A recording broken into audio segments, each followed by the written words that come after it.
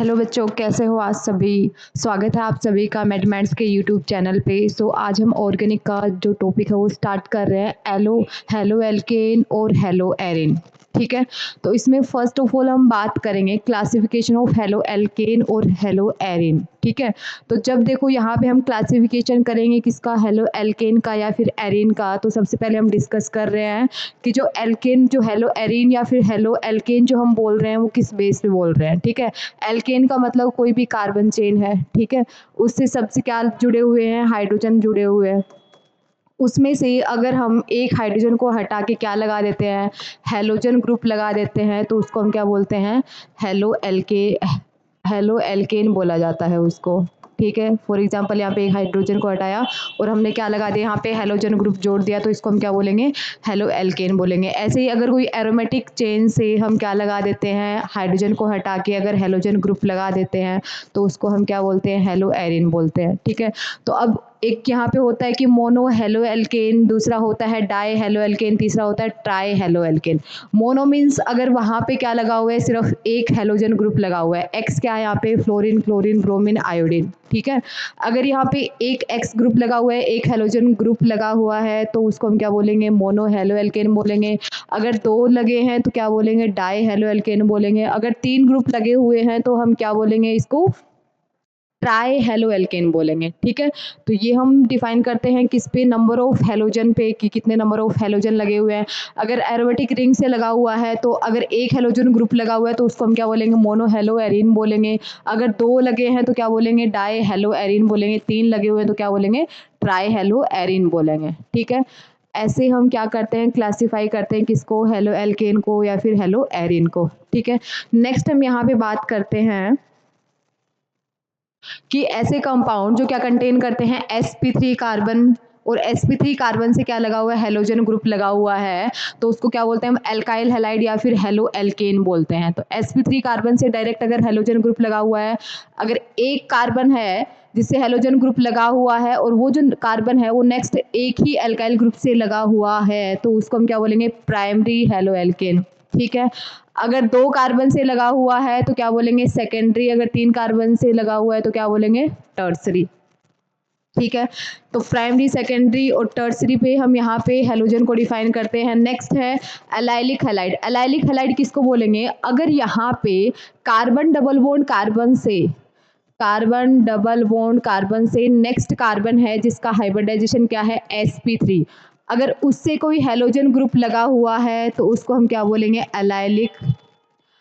यहाँ पे भी सेम क्या है, ये क्या है, कार्बन डबल बॉन्ड कार्बन, इसका हाइब्रिडाइजेशन क्या है, sp3। sp3 से क्या लगा हुआ है, हेलोजन ग्रुप लगा हुआ है, तो इसको हम क्या बोलेंगे, एलाइलिक हैलाइड बोलेंगे। ठीक है, नेक्स्ट अगर हम यहाँ पे बात करें बेंजाइलिक हैलाइड, बेंजाइलिक हैलाइड किसको बोलेंगे, अगर यहाँ पे बेंजीन से डायरेक्ट क्या लगा हुआ है, sp3 कार्बन, और sp3 कार्बन से क्या लगा हुआ है, हेलोजन लगा हुआ है, तो उसको हम क्या बोलेंगे, बेंजाइलिक हैलाइड बोलेंगे। ठीक है, ये कुछ बेसिक टर्म्स हैं जो तुम्हें पता होना चाहिए कि हम एलाइलिक हैलाइड किसको बोलते हैं, बेंजाइलिक हैलाइड किसको बोलते हैं। ठीक है, मोनोहैलाइड, डाईहैलाइड, ट्राईहैलाइड, ये सब क्या होना चाहिए, पता होना चाहिए। ठीक है, नेक्स्ट अगर हम यहाँ पे बात करें अराइल हैलाइड, अराइल हैलाइड में हम क्या बोलेंगे कि जैसे हमने यहाँ पे क्या देखा था, बेंजाइलिक हैलाइड, बेंजाइलिक हैलाइड में क्या था कि बेंजीन से क्या लगा हुआ है, एक sp3 कार्बन लगा हुआ है, sp3 कार्बन से क्या लगा हुआ है, हेलोजन ग्रुप लगा हुआ है, तो हम उसको क्या बोल रहे हैं, बेंजाइलिक हैलाइड बोल रहे हैं। लेकिन अगर हमें क्या बताना है, अराइल हैलाइड बताना है, तो अराइल हैलाइड में क्या बताएंगे कि अगर यहाँ पे बेंजीन रिंग है तो बेंजीन रिंग से अगर डायरेक्ट कोई हेलोजन ग्रुप लगा हुआ है तो हम उसको क्या बोलते हैं, अराइल हैलाइड बोलते हैं। ठीक है, नेक्स्ट अगर हम यहाँ पे विनाइलिक हैलाइड की बात करें तो विनाइलिक हैलाइड में क्या होगा, जैसे यहाँ पे एरोमेटिक रिंग से लगा हुआ था डायरेक्ट हेलोजन, इसलिए हम उसको क्या बोल रहे थे, अराइल हैलाइड बोल रहे थे। यहाँ पे एलिफेटिक, यहाँ पे कार्बन चेन है, उसके साथ में क्या लगा हुआ है, carbon double bond, next carbon से नहीं, जो डबल बॉन्ड है उसी से क्या लगा हुआ है, हेलोजन ग्रुप लगा हुआ है, तो हम क्या बोलते हैं, उसको विनाइलिक हैलाइड बोलते हैं। और अगर यहाँ पे carbon double bond carbon, next अगर कार्बन sp3 है उससे क्या लगा हुआ है, हेलोजन ग्रुप लगा हुआ, तो उसको हम क्या बोलते हैं, एलाइलिक हैलाइड बोलते हैं। ठीक है, तो इतनी बेसिक टर्म्स है, ये तुम्हें पता होना चाहिए कि एलाइलिक हैलाइड किसको बोलेंगे, विनाइलिक हैलाइड किसको बोलेंगे, बेंजाइलिक हैलाइड किसको बोलेंगे। ये सारी चीज़ें तुम्हें पता होना चाहिए कि इनका स्ट्रक्चर कैसे बनता है, क्योंकि जब क्वेश्चन पूछा जाएगा तो डायरेक्ट तुम्हें यहाँ पे बोल दिया जाएगा कि अलाइलिक हैलाइड क्या होता है, बेंजाइलिक हैलाइड किसके साथ में रिएक्शन करवाओ। तो अगर तुम्हें फॉर्मूला नहीं पता होगा, स्ट्रक्चर नहीं पता होगा, तो क्वेश्चन को स्टार्ट नहीं कर पाओगे। ठीक है, तो ये बेसिक टर्म्स तुम्हें पता होना चाहिए सारी की सारी। नेक्स्ट है method of preparation of halo alkane. अगर हमें हेलो एल्केन का प्रिपरेशन करना है तो वो कौन से मेथड है जिससे हम हेलो एल्केन का फॉर्मेशन कर सकते हैं। तो फर्स्ट है इसमें फ्रॉम हाइड्रोकार्बन। हाइड्रोकार्बन में भी हम क्या करेंगे, सबसे पहले बाय हेलोजिनेशन ऑफ एल्केन। जब हम यहाँ पे एल्केन का हेलोजिनेशन करते हैं किसकी प्रेजेंस में, X2, और X2 के साथ में यहाँ पे क्या है, लाइट या फिर हीट की प्रेजेंस में।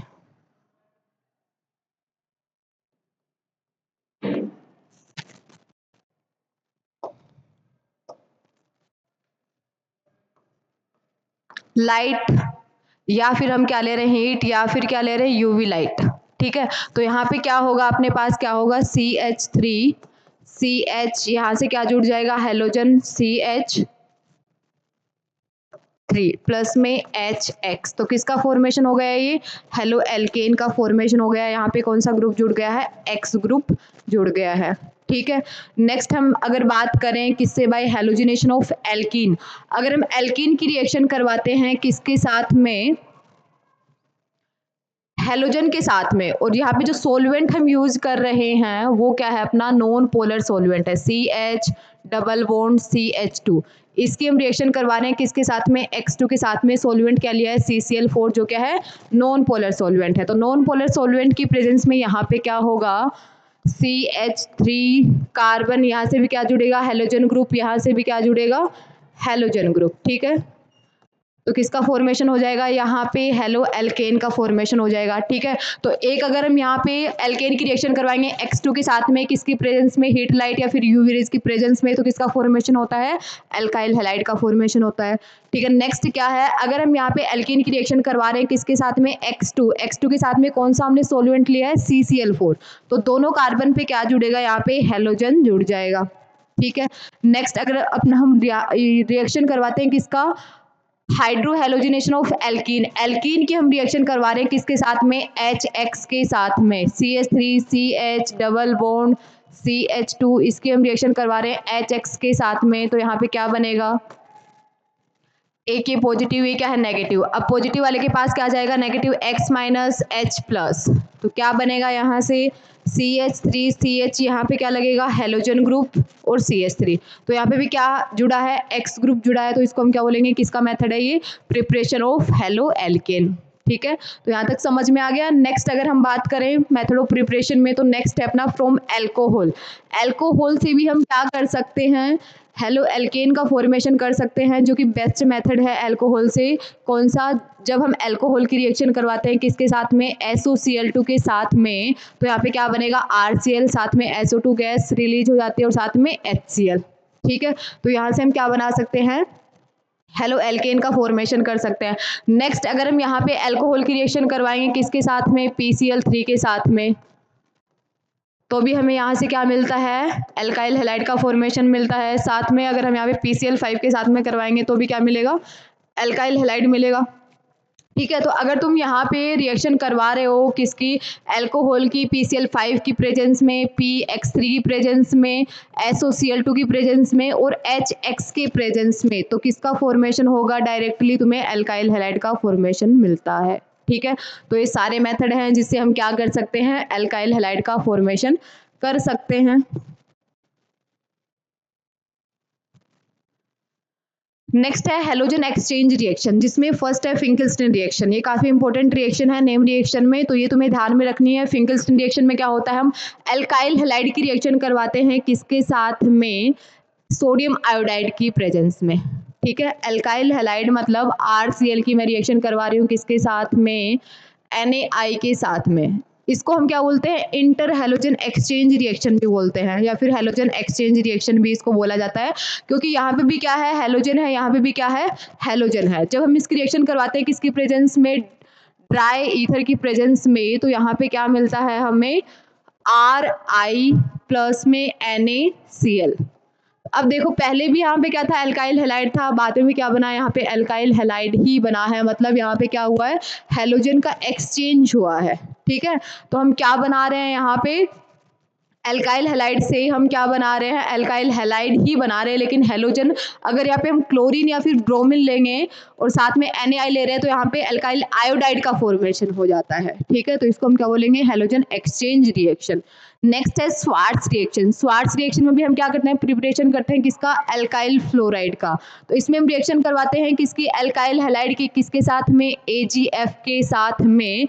और अगर हम यहाँ पे रिएजेंट यूज करते हैं AgF, Hg2F2CO F2 SbF3, अगर इनमें से कोई भी रिएजेंट यूज में आ रहा है और उसकी रिएक्शन हम करवा रहे हैं किसके साथ में, एल्काइल हैलाइड के साथ में, तो यहाँ पे किसका फॉर्मेशन होता है, एल्काइल फ्लोराइड का फॉर्मेशन होता है। ठीक है, ये एक मेथड है जिससे हम किसका फॉर्मेशन कर सकते हैं, एल्काइल फ्लोराइड का फॉर्मेशन कर सकते हैं, जिसका नाम है स्वार्ट्ज रिएक्शन। ये भी इंपॉर्टेंट है, कुछ नहीं करना है। अगर हम एल्काइल हैलाइड की रिएक्शन करवाने किसके साथ में, AgF के साथ में, Hg2F2 इसके साथ में, या फिर COF2 के साथ में, SbF3 के साथ में, तो हमें क्या मिलेगा, यहाँ से एल्काइल फ्लोराइड का फॉर्मेशन होता है। ठीक है, नेक्स्ट है इसके फिजिकल प्रॉपर्टीज। तो फिजिकल जो प्रॉपर्टीज है उसमें फर्स्ट हम बात करते हैं बॉइलिंग पॉइंट। तो boiling point of haloalkanes, boiling point हमने पढ़ा है कि डायरेक्टली प्रोपोर्शनल होता है इंटरमोलिकुलर फोर्स ऑफ अट्रैक्शन के। जितना ज़्यादा फोर्स ऑफ अट्रैक्शन होगा बॉइलिंग पॉइंट भी क्या होगा, उतना ही ज़्यादा होगा।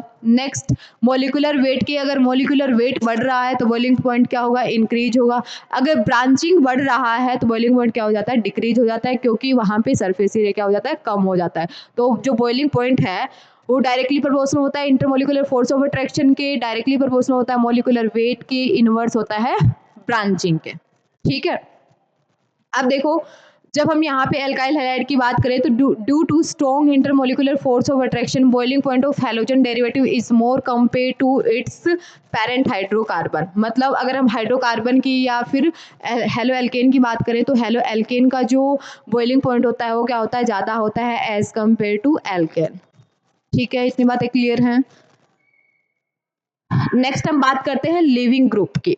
अब देखो लिविंग ग्रुप क्या होता है, ऐसा स्पीसीज जब हम रिएक्शन करते हैं तो उसमें क्या होता है, लीव करता है। ठीक है, और उसकी जगह कोई दूसरा स्पीसीज आता है। तो वो स्पीसीज मान लो कि लीव कर रहा है, तो लीव करने के बाद में हमें ये देखना है कि जो लीव कर रहा है वो लीव करने के बाद में स्टेबल है या नहीं है। ठीक है, अगर वो स्टेबल है तो उस रिएक्शन में वो लीव करना चाहेगा, अगर वो अनस्टेबल है तो रिएक्शन में लीव करना नहीं चाहेगा। ठीक है, तो अब देखो लिविंग ग्रुप वो स्पीसीज होता है जो क्या करता है, डिपार्ट करता है with a bonded pair of electron. मतलब जो यहाँ से जाएगा, मान लो कि मैं न्यूक्लियोफाइल की रिएक्शन करवा रही हूँ किसके साथ में, एल्काइल हैलाइड के साथ में। अब अगर ये न्यूक्लियोफाइल इस एल्काइल हैलाइड के ऊपर आके अटैक करेगा तो X माइनस तो यहाँ से बाहर जाएगा, मतलब जो X है वो क्या है, अपना लिविंग ग्रुप है। ठीक है, तो X माइनस क्या हो गया, लिविंग ग्रुप हो गया। और अपने जो बॉन्ड बना रखा था इसने किसके साथ में, एल्काइल हैलाइड जो बना था उसमें क्या था, RX। अगर मैं यहाँ पे न्यूक्लियोफाइल की रिएक्शन करवा रही हूँ तो अगर न्यूक्लियोफाइल इस पे अटैक करेगा तो इस X को क्या जाना पड़ेगा, बाहर जाना पड़ेगा। अब ये जो X जा रहा है वो अपने साथ में इस बॉन्ड के जो इलेक्ट्रॉन हैं उनको साथ में लेके जा रहा है। तो यहाँ पे क्या बनेगा, R ऑफ न्यूक्लियोफाइल प्लस में X माइनस। जनरली जो लिविंग ग्रुप होते हैं वो क्या होते हैं, अनायन होते हैं। अब हमें ये देखना है ये जो बाहर हुआ है जिसको हम क्या बोल रहे हैं, लिविंग ग्रुप बोल रहे हैं, वो कितना स्टेबल है लीव करने के बाद में। अगर ये ज़्यादा स्टेबल है तो ये लीव करना चाहेगा, अगर ये स्टेबल नहीं है तो ये लीव करना नहीं चाहेगा। ठीक है, तो अब देखो जो लिविंग ग्रुप की जो एबिलिटी है वो डायरेक्टली प्रोपोर्शनल होती है स्टेबिलिटी ऑफ अनाइन।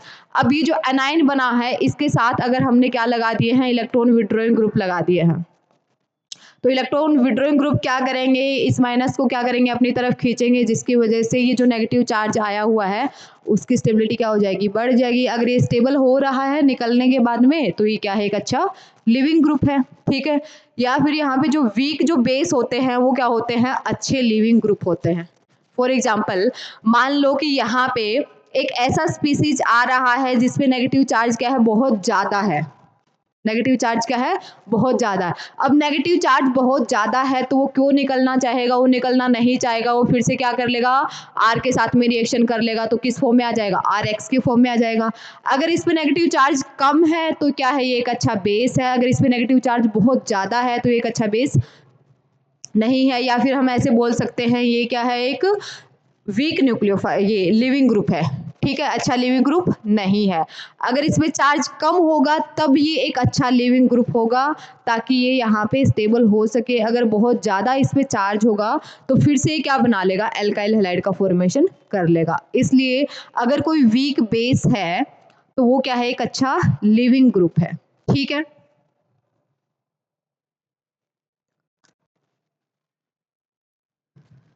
नेक्स्ट देखो, अब हम बात करते हैं सोलवेंट की।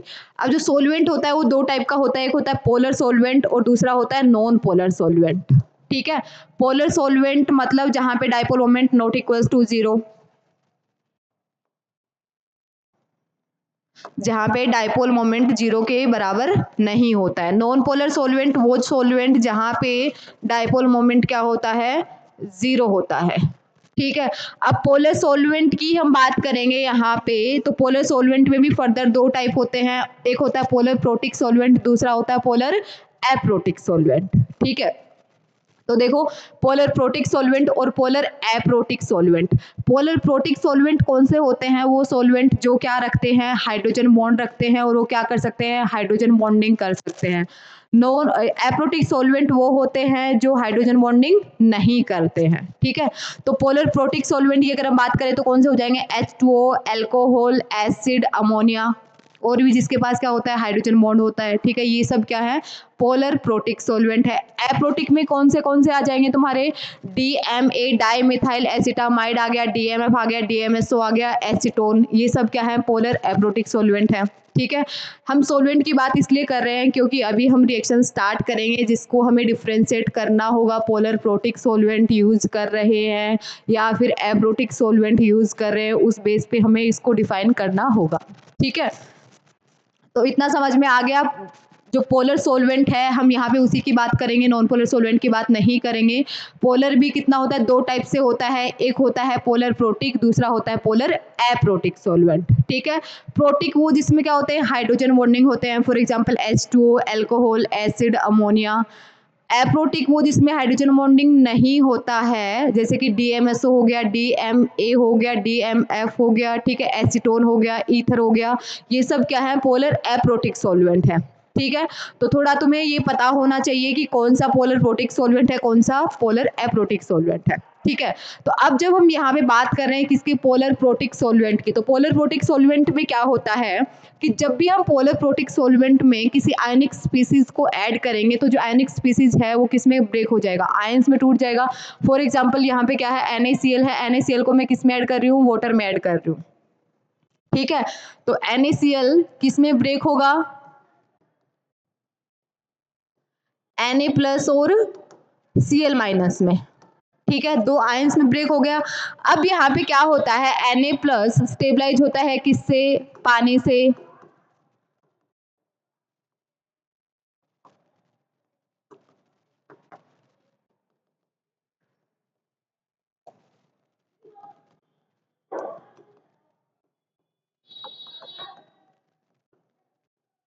इस पे क्या है, पार्शियली नेगेटिव चार्ज है, इस पे पार्शियली नेगेटिव, इस पे पार्शियली पॉजिटिव।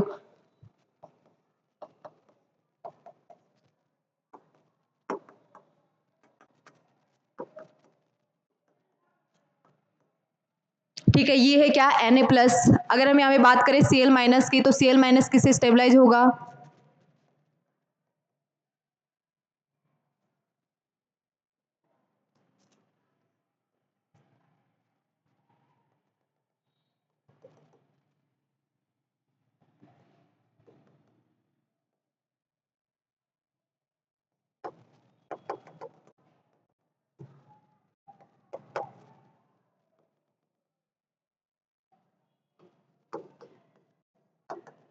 ठीक है। इसका मतलब जब हम यहाँ पे पानी में ऐड करते हैं क्या, NaCl, कोई आयोनिक स्पीसीज, तो उसका कैटायन और एनायन दोनों क्या हो रहे हैं, स्टेबलाइज हो रहे हैं, किससे, पानी से। ठीक है, अगर हम यहाँ पे बात करें पोलर एप्रोटिक, जो पानी है वो क्या है, पोलर प्रोटिक सोलवेंट है। ठीक है, तो पोलर प्रोटिक सोलवेंट में कैटायन और एनायन दोनों क्या रहते हैं, स्टेबल रहते हैं। अगर हम यहाँ पे बात करें पोलर एप्रोटिक सोलवेंट की, तो पोलर एप्रोटिक सोलवेंट में जनरली क्या होता है, सिर्फ कैटायन स्टेबल होता है, एनायन स्टेबल नहीं होता है। कैसे,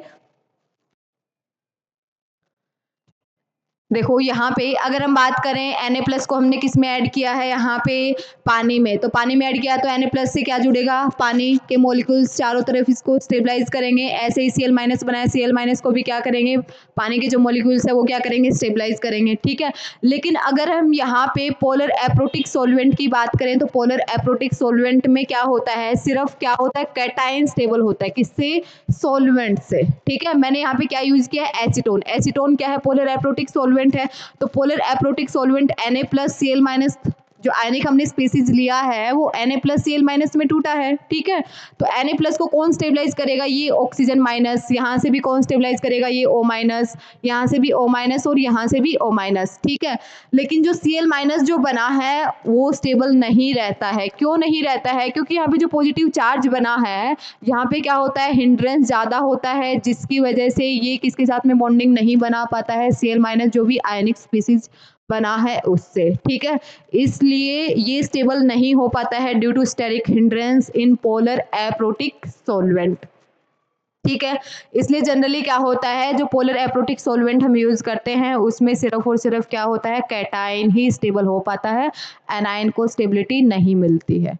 तो दोनों में डिफरेंस समझ में आ गया, पोलर एप्रोटिक और प्रोटिक। प्रोटिक में क्या होगा, जो भी हम आयोनिक स्पीसीज ले रहे हैं, कैटायन और एनायन दोनों ही स्टेबल बनते हैं। लेकिन अगर हम यहाँ पे पोलर एप्रोटिक सोलवेंट यूज करेंगे तो सिर्फ और सिर्फ यहाँ पे क्या होता है, कैटायन ही स्टेबल हो पाता है, एनायन नहीं होता है। ठीक है, ये दोनों सोलवेंट की बात हो गई जिसका हम यूज करेंगे अभी रिएक्शन में। और जो नॉन पोलर जो सोलवेंट होते हैं वो ना तो कैटायन को स्टेबल बनाते हैं और ना ही एनायन को स्टेबल बनाते हैं। ठीक है, नेक्स्ट है न्यूक्लियोफिलिसिटी एंड बेसिसिटी। ठीक है, अब देखो जो न्यूक्लियोफिलिसिटी है, मतलब कौन अच्छा यहाँ पे न्यूक्लियोफाइल होगा, जिसके ऊपर जितना ज़्यादा चार्ज रहेगा और जो डोनेट कर सकता है उसका न्यूक्लियोफिलिसिटी क्या होता है, ज़्यादा होता है। अगर हम यहाँ पे पीरियड की बात करें तो पीरियड में जो न्यूक्लियोफिलिसिटी है और जो बेसिसिटी है, दोनों का जो ऑर्डर रहता है वो क्या रहता है, सेम ही रहता है। फॉर एग्जाम्पल अगर हम यहाँ पे बात करें CH3- NH2- OH- और F-। ठीक है, इनकी अगर हम यहाँ पे न्यूक्लियोफिलिसिटी की बात करें तो न्यूक्लियोफिलिसिटी जो सबसे आसानी से क्या कर सके, अपना जो नेगेटिव चार्ज है उसको डोनेट कर सके, उसको हम क्या बोलते हैं, वो क्या है, एक अच्छा न्यूक्लियोफाइल है। इसका मतलब उसकी न्यूक्लियोफिलिसिटी क्या है, ज़्यादा है। तो यहाँ पे क्या होता है, CH3- का न्यूक्लियोफिलिसिटी ज़्यादा होता है, NH2- का न्यूक्लियोफिलिसिटी देन सबसे कम किसका होता है, F- का होता है। ठीक है, और ये ऑर्डर रहता है किसका, बेसिसिटी का। ठीक है, पीरियड की अगर हम बात करें तो ऊपर से नीचे जाएंगे तो न्यूक्लियोफिलिसिटी क्या होती है, इंक्रीज होती है, और इसके जस्ट अपोजिट क्या होता है, ऑर्डर होता है बेसिसिटी का। ठीक है, तो ये डिस्कशन हो गया किसका, न्यूक्लियोफिलिसिटी और बेसिसिटी का। ठीक है, नेक्स्ट हम यहाँ पे बात करते हैं केमिकल रिएक्शन। केमिकल रिएक्शन में जो सबसे फर्स्ट है हेलो एल्केन का जो केमिकल रिएक्शन है वो है न्यूक्लियोफिलिक सब्स्टिट्यूशन रिएक्शन, सेकंड है एलिमिनेशन रिएक्शन, और थर्ड है रिएक्शन किसके साथ में, मेटल्स के साथ में। ठीक है, तो जो न्यूक्लियोफिलिक सब्स्टिट्यूशन रिएक्शन है उसमें क्या होता है कि जो एल्काइल हैलाइड है वो रिएक्शन करता है किसी न्यूक्लियोफाइल के साथ में। अब ये जो न्यूक्लियोफाइल है ये क्या करेगा, यहाँ पे R ऑफ न्यूक्लियोफाइल पहले से जो एल्काइल हैलाइड था उसमें X को क्या करेगा, बाहर करेगा। मतलब एक नेगेटिव चार्ज ने दूसरे नेगेटिव चार्ज को क्या किया है, फिर नेगेटिव स्पीसीज को क्या किया है, बाहर किया है, सब्स्टिट्यूट किया है। तो इसलिए हम इसको क्या बोल रहे हैं, न्यूक्लियोफिलिक सब्स्टिट्यूशन रिएक्शन। ठीक है, अभी जो न्यूक्लियोफिलिक सब्स्टिट्यूशन रिएक्शन है ये दो मैकेनिज्म से जाता है। ठीक है, जिसमें फर्स्ट है SN1 रिएक्शन। ठीक है, SN1 रिएक्शन मतलब सब्स्टिट्यूशन न्यूक्लियोफिलिक यूनिमोलिकुलर। ठीक है, या फिर यूनिमोलिकुलर सब्स्टिट्यूशन रिएक्शन भी इसको बोला जाता है। ठीक है, SN2 मतलब बायोमोलिकुलर न्यूक्लियोफिलिक सब्स्टिट्यूशन रिएक्शन। अब ये दोनों की दोनों जो मैकेनिज्म है ये दोनों ही इंपॉर्टेंट है तो इनमें तुम्हें क्या ध्यान में रखना है कि जब भी हम यहाँ पे न्यूक्लियोफिलिक सब्स्टिट्यूशन रिएक्शन करते हैं तो सबसे पहले हम बात करते हैं किसकी, SN1 रिएक्शन की। ठीक है, तो SN1 रिएक्शन जो होता है वो पहले तुम्हें पता होना चाहिए कि कितना स्टेप रिएक्शन होता है, क्या इसमें इंटरमीडिएट का फॉर्मेशन होता है या फिर नहीं होता है, अगर होता भी है तो कौन सा इंटरमीडिएट बनता है यहाँ पे। ठीक है, तो फर्स्ट अगर हम यहाँ पे मैकेनिज्म की बात करें, सबसे पहले क्या होगा, रिएक्शन होगा एल्काइल हैलाइड का किसके साथ में, न्यूक्लियोफाइल के साथ में, क्या बनेगा, आर ऑफ न्यूक्लियोफाइल प्लस में एक्स माइनस। ठीक है, अब यहाँ पे ये कैसे प्रोडक्ट बना है ये हमें इसका क्या करना है, मैकेनिज्म देखना है।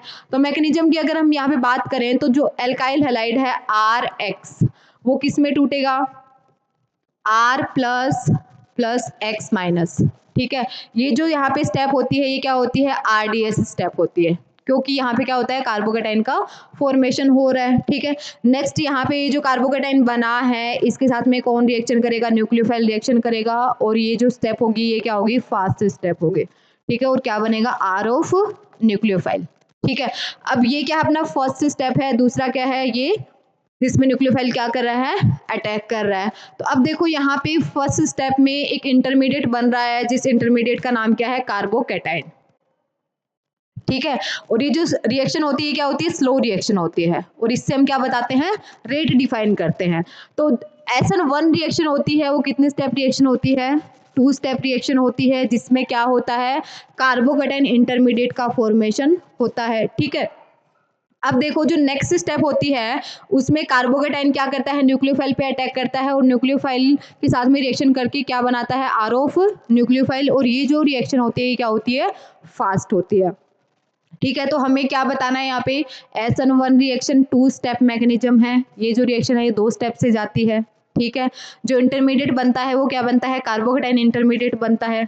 नेक्स्ट यहाँ पे इसके कैरेक्टरिस्टिक्स की बात करते हैं। इतना समझ में आ गया कि जो स्टेप है वो फर्स्ट स्टेप क्या रहेगा, RDS स्टेप होगा, जो इंटरमीडिएट बनेगा वो क्या बनेगा, कार्बोकेटाइन इंटरमीडिएट बनेगा। ठीक है, नेक्स्ट इसकी कैरेक्टरिस्टिक्स की बात करते हैं। तो कैरेक्टरिस्टिक्स में क्या है कि जो सबसे फर्स्ट है वो क्या है कि ये जो रिएक्शन है ये क्या है, 2 स्टेप रिएक्शन है। कितनी स्टेप रिएक्शन है ये, 2 स्टेप, और फर्स्ट स्टेप में क्या होता है, इंटरमीडिएट का फॉर्मेशन होता है। सेकंड क्या है इसका, ये जो काइनेटिक्स है इस रिएक्शन का वो किसके ऊपर डिपेंड करता है, या फिर रेट जो है, rate of reaction directly proportional होता है किसके, एल्काइल हैलाइड के।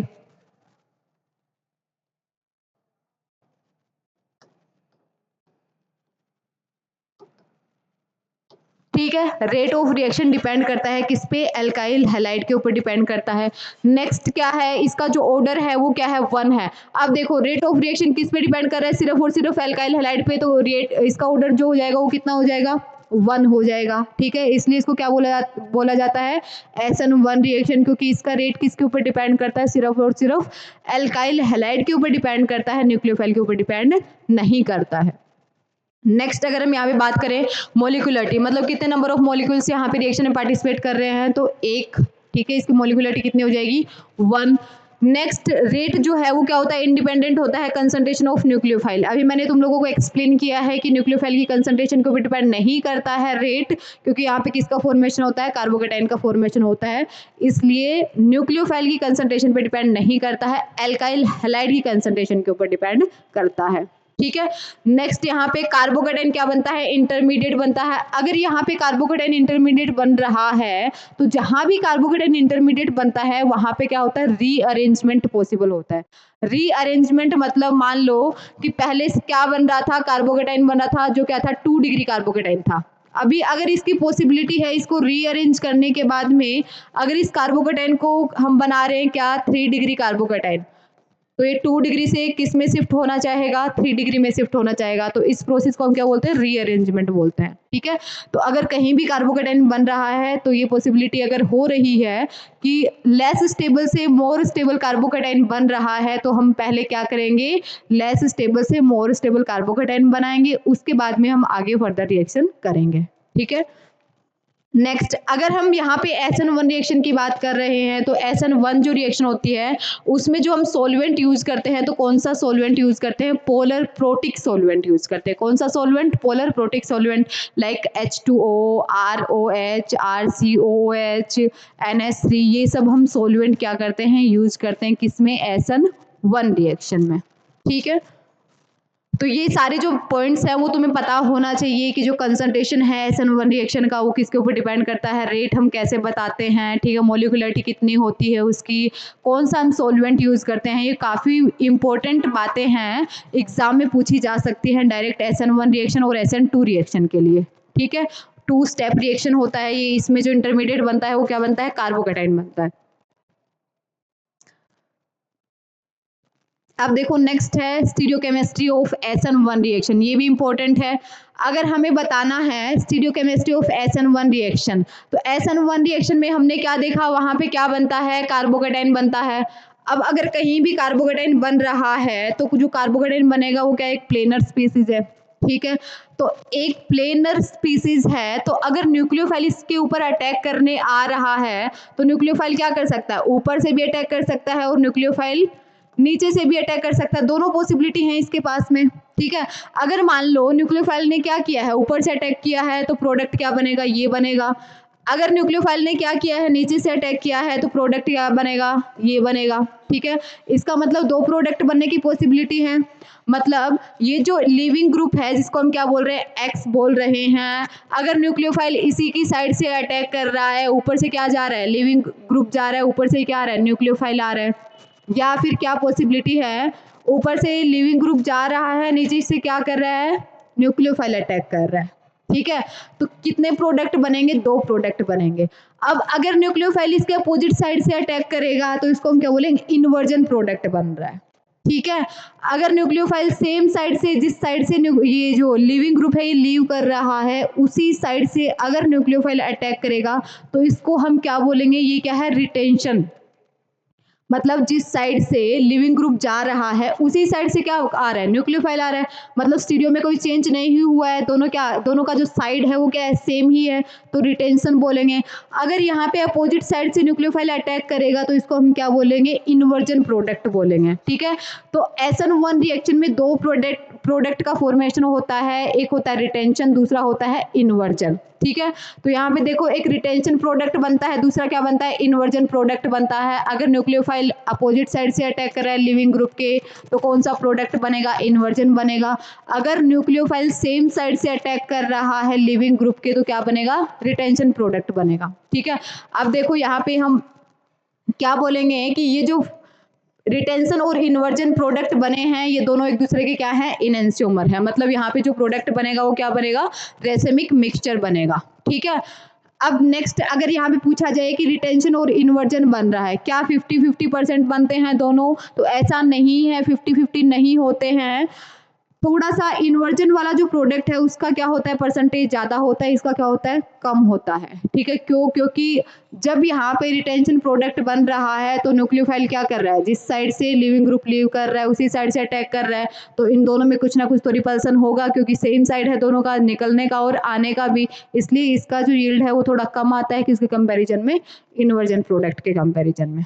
ठीक है, अब देखो यहाँ पे कौन सा इंटरमीडिएट बन रहा है? कार्बोकेटाइन इंटरमीडिएट बन रहा है। तो अगर हमें पूछा जाए कि यहाँ पे जो रेट है वो किसके ऊपर डिपेंड करेगा? मतलब जितना स्टेबल होगा कार्बोकेटाइन उतना ही रेट ऑफ रिएक्शन होगा। ठीक है, तो अब देखो reactivity towards SN1 reaction directly proportional होगा स्टेबिलिटी ऑफ कार्बोकेटाइन इंटरमीडिएट। जो कार्बोकेटाइन इंटरमीडिएट बना है वो जितना ज़्यादा स्टेबल रहेगा SN1 रिएक्शन का जो रेट है वो भी क्या रहेगा? उतना ही ज़्यादा रहेगा। ठीक है,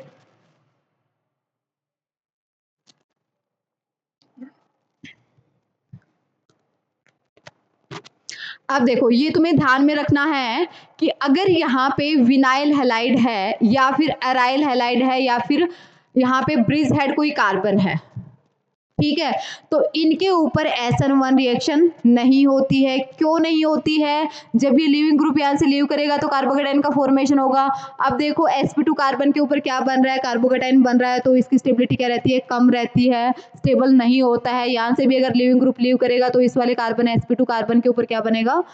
कार्बोकैटायन बनेगा जो क्या रहता है, स्टेबल नहीं रहता है। अगर हम यहाँ पे रिएक्शन करेंगे तो इस ब्रिज हेड कार्बन के ऊपर क्या बनेगा, कार्बोकैटायन बनेगा जो क्या करता है, ब्रेड्स रूल को क्या करता है, वोलेट करता है, वोलेशन करता है इसका। इसलिए ब्रिज हेड कार्बन पे अगर कोई लिविंग ग्रुप लगा हुआ है या फिर अराइल sp2 कार्बन से कोई हेलोजन ग्रुप लगा हुआ है तो वहां पे SN1 रिएक्शन नहीं होती है, क्योंकि यहाँ पे क्या बनता है, इंटरमीडिएट कार्बोकैटायन बनता है। तो इन पोजीशन पे जो कार्बोकैटायन बनेगा वो स्टेबल नहीं होगा, ठीक है, इसलिए यहाँ पे रिएक्शन नहीं होती है। तो ये ध्यान में रखना है कि कहाँ पे रिएक्शन नहीं होगी SN1।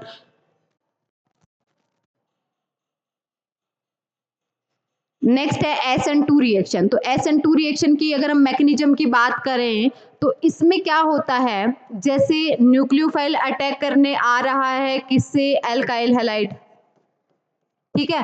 तो SN2 रिएक्शन में क्या होगा, सेम स्टेप में क्या होगा, न्यूक्लियोफाइल अटैक करने जाएगा और सेम स्टेप में क्या होगा, यहाँ पे लिविंग ग्रुप बाहर होगा। तो यहाँ पे किसी इंटरमीडिएट का फॉर्मेशन नहीं होता है, यहाँ पे एक ट्रांजिशन स्टेट बनती है जिसमें न्यूक्लियोफाइल भी उसी स्टेप में रिएक्शन कर रहा है और जो लिविंग ग्रुप है वो भी क्या हो रहा है, उसी स्टेप में बाहर हो रहा है, ठीक है, जिसको हम क्या बोलते हैं, ट्रांजिशन स्टेट बोलते हैं, ठीक है। तो SN2 रिएक्शन में किसी इंटरमीडिएट का फॉर्मेशन नहीं होता है, एक ट्रांजिशन स्टेट बनती है जिसमें न्यूक्लियोफाइल भी उसी स्टेप में अप्रोच करता है और लिविंग ग्रुप भी उसी स्टेप में लीव कर रहा होता है, ठीक है, जिसको हम क्या बोलते हैं, ट्रांजिशन स्टेट बोलते हैं, ठीक है। तो अब देखो यहाँ पे इसके जो कैरेक्टरिस्टिक्स हैं उसकी अगर हम बात करें तो यहाँ पे जो रिएक्शन है वो क्या होगी, वन स्टेप रिएक्शन होती है, ठीक है। तो ये जो रिएक्शन है ये क्या होती है, सिंगल स्टेप रिएक्शन होती है और इसका जो रेट है वो किसके ऊपर डिपेंड करेगा, ये जो न्यूक्लियोफाइल आ रहा है उसकी कंसंट्रेशन के ऊपर डिपेंड करेगा और किसके ऊपर डिपेंड करेगा, एल्काइल हैलाइड की कंसंट्रेशन के ऊपर डिपेंड करेगा, ठीक है। एल्काइल हैलाइड और यहाँ पे न्यूक्लियोफाइल दोनों की कंसंट्रेशन के ऊपर क्या करता है, रेट डिपेंड करता है। जबकि SN1 रिएक्शन में हमने क्या देखा था कि जो रेट है वो सिर्फ और सिर्फ किसके ऊपर डिपेंड करता है, एल्काइल हैलाइड के ऊपर डिपेंड करता है। क्यों, क्योंकि वहां पे क्या बनता है, इंटरमीडिएट, ठीक है, इंटरमीडिएट कार्बोकैटायन बनता है, इसलिए वहां पे रेट किसके ऊपर डिपेंड करता है, एल्काइल हैलाइड के ऊपर डिपेंड करता है। लेकिन अगर हम यहाँ पे SN2 रिएक्शन की बात करेंगे तो SN2 रिएक्शन में क्या होता है, एल्काइल हैलाइड पे भी डिपेंड करता है और न्यूक्लियोफाइल के ऊपर भी डिपेंड करता है, इसलिए इस रिएक्शन का ऑर्डर क्या हो जाएगा, 2 हो जाएगा, ठीक है। अगर हम यहाँ पे ऑर्डर ऑफ रिएक्शन बात करें तो SN2 रिएक्शन में ऑर्डर क्या रहेगा, 2 रहेगा। क्यों, क्योंकि न्यूक्लियोफाइल और एल्काइल हैलाइड दोनों के ऊपर इसका रेट डिपेंड करता है, ठीक है, क्लियर है इतनी बातें।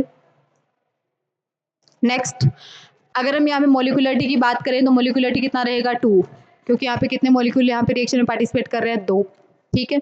नेक्स्ट रेट क्या रहेगा, rate depend on concentration of nucleophile, nucleophile की कंसंट्रेशन के ऊपर रेट डिपेंड करेगा, ठीक है।